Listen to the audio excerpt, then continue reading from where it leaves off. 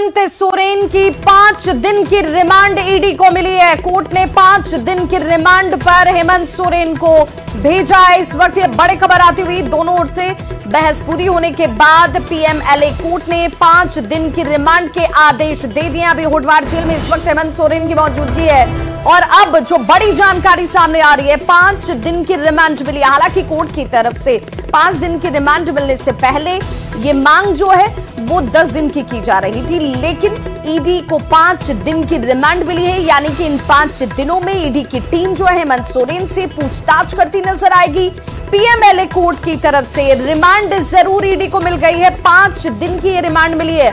बचाव पक्ष ने हालांकि रिमांड का विरोध किया और ऐसे में अब दोनों ओर से बहस पूरी होने के बाद पीएमएलए कोर्ट की तरफ से ये बड़ा फैसला है, जिसमें 5 दिन की रिमांड के आदेश पीएमएलए कोर्ट की तरफ से दिए गए हैं। और ईडी कोर्ट से हमारे साथ इस वक्त आशुतोष जुड़ चुके हैं। इनसे ही जान लेते हैं कि आशुतोष, जो जानकारी सामने आ रही है कि 5 दिन की रिमांड दी गई है हेमंत सोरेन की ईडी को, क्या मांग भी इतने ही दिन की गई थी? नहीं, मांग की गई थी 10 दिनों के लिए, परंतु उन्हें 5 दिन का ही कस्टडी ग्रांट किया गया। और साथ ही साथ उनका क्या कहा, इसके बारे में कुछ जानकारी दे पाएंगे?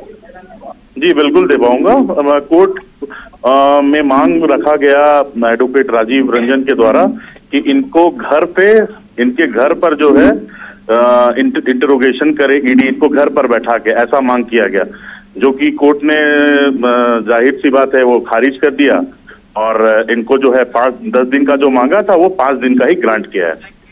आशुतोष, क्या अब ये 5 दिनों की जब पूछताछ कंप्लीशन के तरफ होगी, 5 दिन कंप्लीट होंगे, तो क्या एक बार फिर से रिमांड की मांग की जा सकती है अगर आवश्यकता हुई? उसके लिए क्या विकल्प है?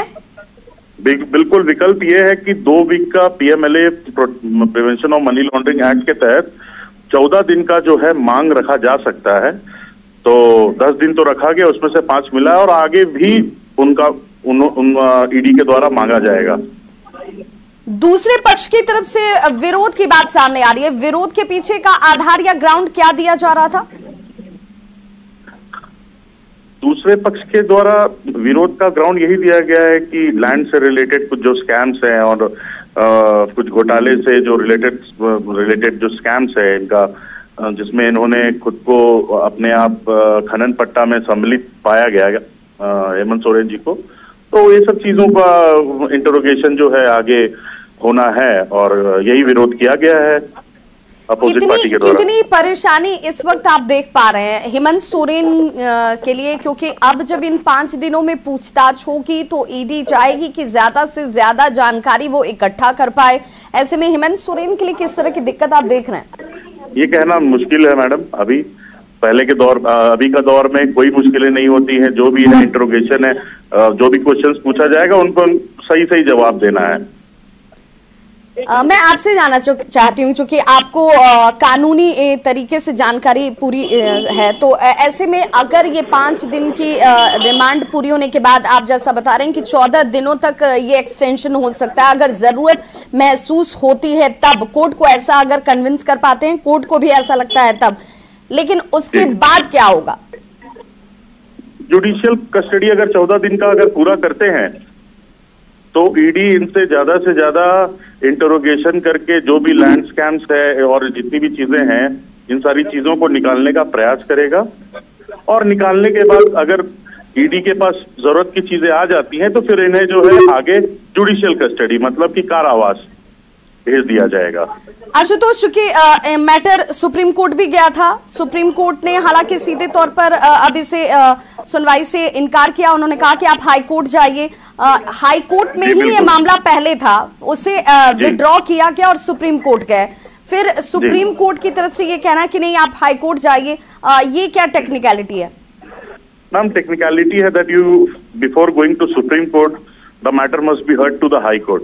सो द ओनली थिंग इज, यहाँ पर मुझे ये समझ में आ रहा है कि if you want to take advantage you went to supreme court, but what you got आपके सामने है आंसर। लेकिन आशुतोष, चूंकि कपिल सिब्बल इस पूरे पक्ष को देख रहे हैं हेमंत सोरेन की तरफ से, तो इन चीजों की तो जानकारी उन्हें भी बड़ी बखूबी है। फिर भी अगर कोई आधार देखा क्या होगा, कोई गुंजाइश देखी गई होगी, तो क्या माने उसे हम?